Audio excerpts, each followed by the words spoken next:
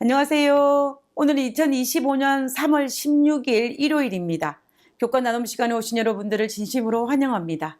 이번 주는 2025년 제1기 사랑과 공의의 제12과 사랑과 공의 가장 큰 두 계명입니다. 우리는 한 기 동안 하나님의 사랑과 공의의 품성에 대해서 다양한 각도로 살펴보았습니다. 조금은 비슷비슷한 내용인 것 같지만 각 주마다 조금씩 강조하는 부분이 달랐습니다. 이번 주에도 마찬가지입니다. 이번 주에 살펴볼 방향은 하나님의 품성인 사랑과 공의 중에서 사랑을 우리의 삶 속에서 어떻게 드러날 수 있는지, 실천할 수 있는지에 대해서 한번 살펴보게 될 것입니다. 그러면 기도하고 이번 주 교과 내용을 살펴보도록 하겠습니다. 기도하겠습니다. 하늘 계신 저희들의 아버지, 언제나 동일한 하나님의 사랑과 공의로 저희를 대하여 주시고 우리가 그 사랑 아래에 거할 수 있도록 도우심을 인하여 감사를 드립니다. 하나님, 오늘 이 시간에도 하나님께서 우리가 하나님의 품성인 하나님의 사랑을 배워서 우리의 삶 속에 실천할 수 있는 그런 저희들 될 수 있도록 도와주시옵소서. 이 시간도 우리와 함께 하시옵기를 간구하며 거룩하신 예수님의 이름으로 기도드렸습니다. 아멘. 이번 주 기억절은 요한 1서 4장 20절입니다. 누구든지 하나님을 사랑하노라 하고 그 형제를 미워하면 이는 거짓말하는 자니 보는 바 그 형제를 사랑하지 아니하는 자니 보지 못하는 바 하나님을 사랑할 수 없느니라. 1월 소지의 제목은 가장 큰 두 계명입니다. 그리스도인에게 있어서 우리를 움직이게 하는 가장 큰 원동력은 무엇일까요? 그것은 하나님의 명령입니다. 그리스도인이라면 우리가 삶을 살아가다가 어떤 의문을 품거나 어떻게 해야 할지를 잘 모를 때에 그 모든 의문을 해결할 수 있는 것, 그리고 우리가 나아가야 할 수 있는 방향의 기준을 잡을 수 있는 것이 무엇이냐면 그것은 성경이고 바로 하나님의 명령입니다. 그렇기 때문에 하나님의 명령을 살피는 것은 언제나 필요합니다. 마태복음 22장에 보면 율법사가 예수님께 선생님이여 율법 중에 어떤 계명이 크니까? 라는 질문을 합니다. 그때 예수님께서 이렇게 대답하셨습니다. 마태복음 22장 37절에 예수께서 가라사대 내 마음을 다하고 목숨을 다하고 뜻을 다하여 주 너의 하나님을 사랑하라 하셨으니 이것이 크고 첫째 되는 계명이요 둘째는 그와 같으니 내 이웃을 내 몸과 같이 사랑하라 하셨으니 이 두 계명이 온 율법과 선지자의 강령이니라. 예수님께서 말씀하신 율법 중에 크고 첫째 되는 계명은 내 마음을 다하고 목숨을 다하여 하나님을 사랑하는 것입니다. 그리고 둘째는 내 이웃을 내 몸과 같이 사랑하는 것입니다. 이것이 율법과 선지자의 강령이라고 했습니다. 여기에서 율법과 선지자란 말은 하나의 관용구로서 그 의미는 구약 전체를 가리키는 말입니다. 그러므로 이 계명은 새로운 가르침이 아니라 구약 시대부터 시작하여서 구약 전체에서 가르쳐주고 있는 내용이라는 것입니다. 우리는 이 부분을 십계명을 요약한 부분이라고도 할 수 있습니다. 우리가 십계명을 크게 두 개로 나눈다면 하나님의 사랑과 이웃 사랑으로 나눌 수 있습니다. 그리고 구약에서 실제적으로 마태복음 22장에서 언급하고 있는 것처럼 하나님을 사랑하라고 언급된 말씀이 있습니다. 그것은 우리에게 쉐마라고 알려져 있는 신명기 6장입니다. 신명기 6장은 우리가 예배 드릴 때에 하나님께 예배 드리기 위해서 다 같이 봉독하는 말씀이기도 하고 그리고 히브리인들에게 하나의 신앙 고백이 되는 것이 바로 이 쉐마라고 불려지는 신명기 6장에 있는 부분입니다. 그 부분을 한번 읽어보도록 하겠습니다. 신명기 6장 4절과 5절에 있는 말씀입니다. 이스라엘아 들으라 우리 하나님 여호와는 오직 하나인 여호와시니 너는 마음을 다하고 성품을 다하고 힘을 다하여 내 하나님 여호와를 사랑하라. 예수님께서 지금 이 신명기에 있는 이 말씀을 인용해서 가장 큰 계명 중에 하나인 하나님의 사랑을 언급하신 것을 알 수가 있습니다. 그리고 레위기 19장을 통해서 이웃을 사랑하는 말씀을 인용하신 것을 알 수가 있는데요. 우리 레위기 19장 18절에 있는 말씀을 보도록 하겠습니다. 원수를 갚지 말며 동포를 원망하지 말며 이웃 사랑하기를 내 몸과 같이 하라. 나는 여호와니라. 예수님께서 레위기 19장에 있는 이 말씀을 인용하여서 내 이웃을 내 몸과 같이 사랑하라라고 명하셨습니다. 결국 예수님은 십계명의 정신이기도 하고 구약에서 이미 말씀하신 하나님을 향한 사랑과 이웃을 향한 사랑이 율법 중에 가장 큰 두 계명이라고 말씀하셨습니다. 그러면 예수님께서 명령하신 하나님을 사랑하고 그리고 이웃을 사랑하라는 것은 과연 어떤 의미일까요? 우리가 그 말씀을 어떻게 순종하며 살아가는 것이 맞는 것일까요? 우리가 그것을 알아야만이 하나님의 명령인 하나님을 사랑하고 이웃을 사랑하라는 그 명령에 순종하는 그리스도인이 되지 않겠습니까? 우리는 이 비밀을 마태복음 19장에 나오는 젊은 부자 청년과 예수님과의 대화에서 발견할 수 있습니다. 마태복음 19장에 등장하는 이 부자 청년은 자기 스스로 굉장히 선하다라고 생각했습니다.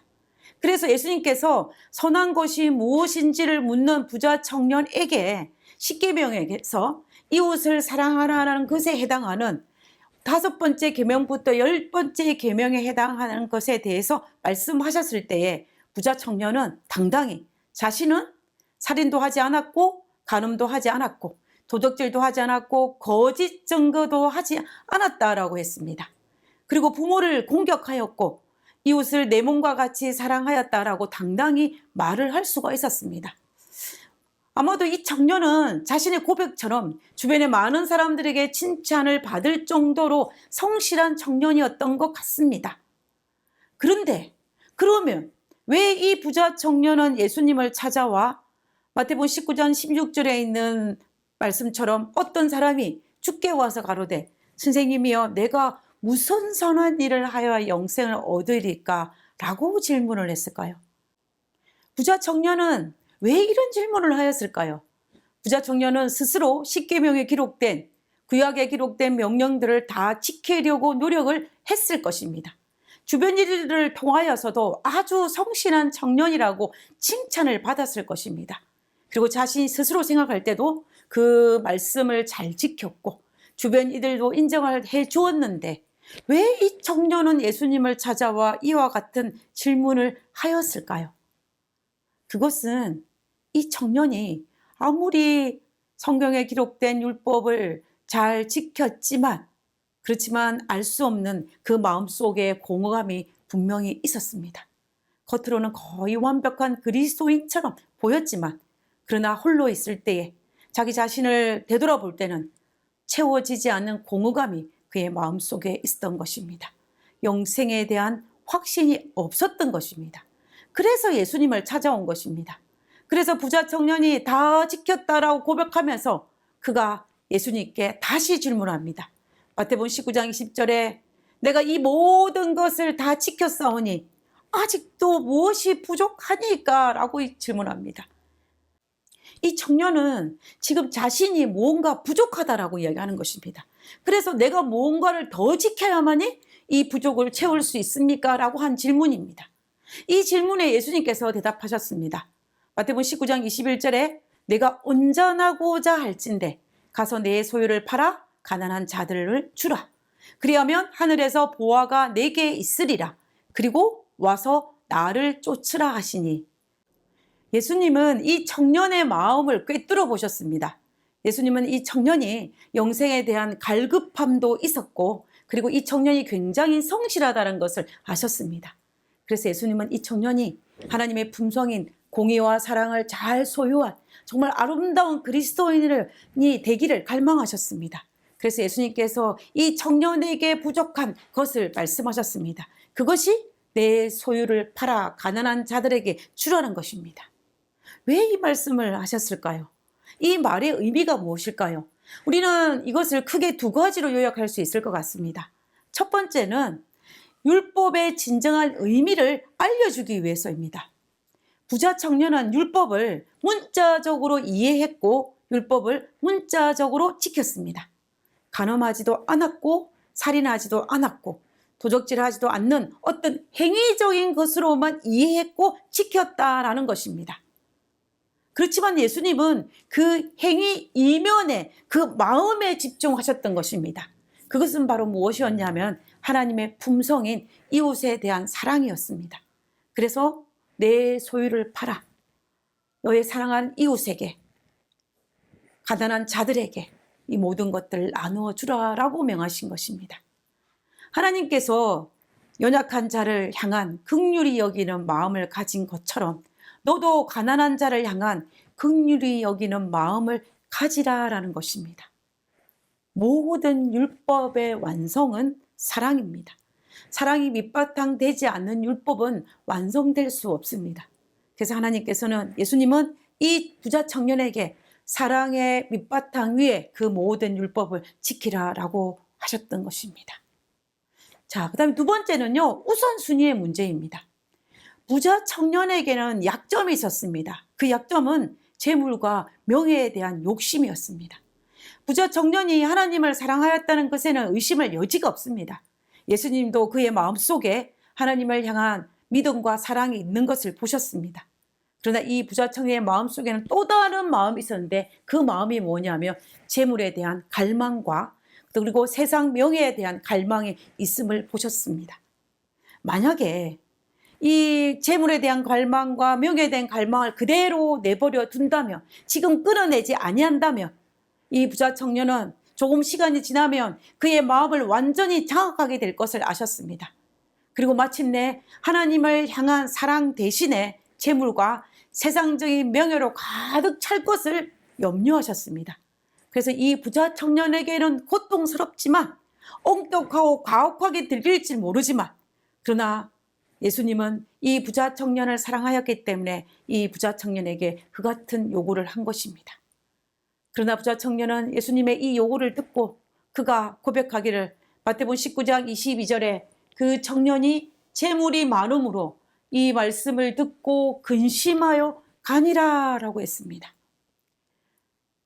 저는 이 본문의 말씀을 가만히 생각을 해보면요, 청년이 재물이 많음으로 근심해서 돌아갔다라고 했는데, 실제로 가만히 생각해 보면 이 청년이 재물이 많아 보았자 얼마나 많겠습니까?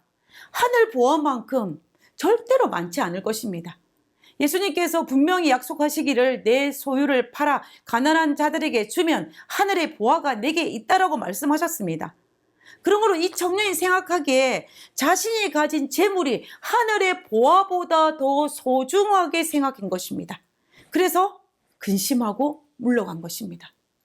참으로 안타깝게도 이 성실한 청년은 모든 율법을 다 지켰지만 그 모든 율법을 완성할 수 있는 하나님의 품성인 하나님을 향한 사랑이 부족했고, 그리고 이웃을 향한 사랑이 부족했기 때문에 그가 슬퍼하며 근심하며 돌아간 것입니다.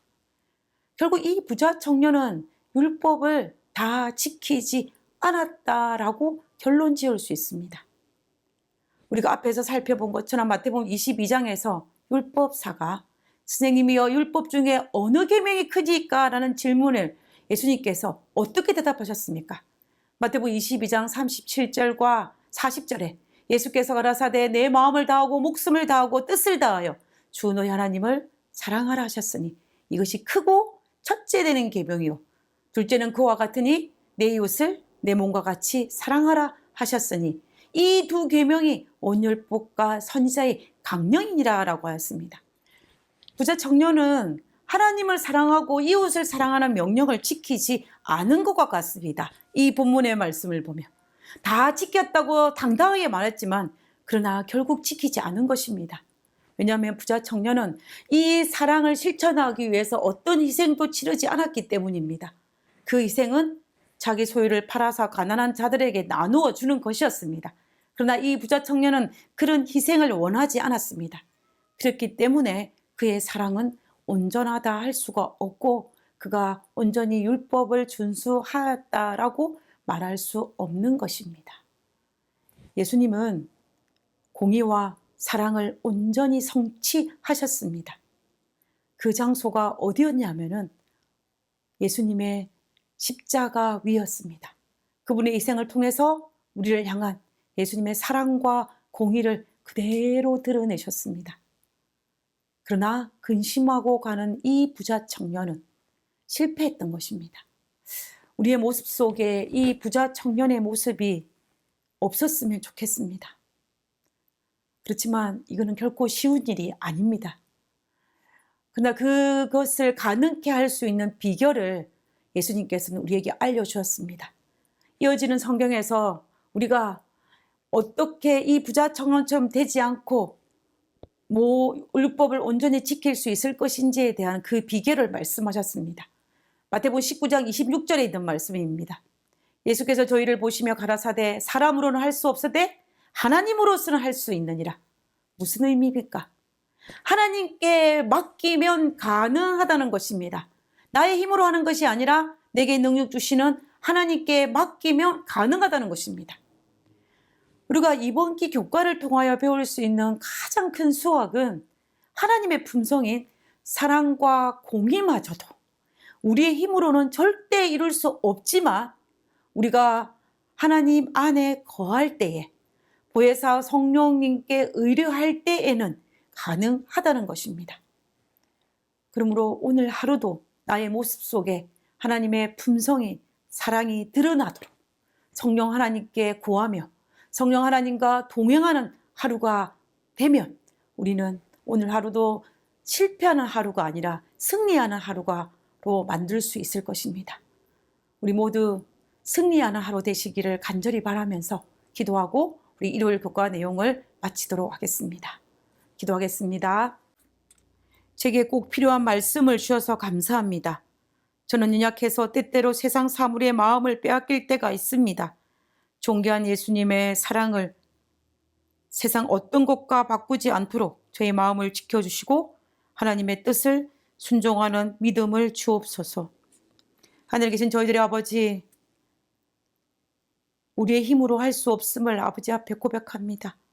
하나님, 모든 것을 하나님께 의뢰할 수 있는 마음을 가질 수 있도록 도와주시고 성령 하나님의 을 부르고 성령 하나님께 간구하며 성령 하나님과 함께하며 우리의 힘으로는 할 수 없지만 성령님을 통하여서 능히 이기는 경험을 우리가 할 수 있도록 주 도와주시옵소서. 아버지, 오늘도 예수님을 통하여 성령 하나님을 통하여 실패하는 하루가 아니라 승리하는 하루 되게 하여 주옵기를 거룩하신 예수님의 이름으로 기도드렸습니다. 아멘.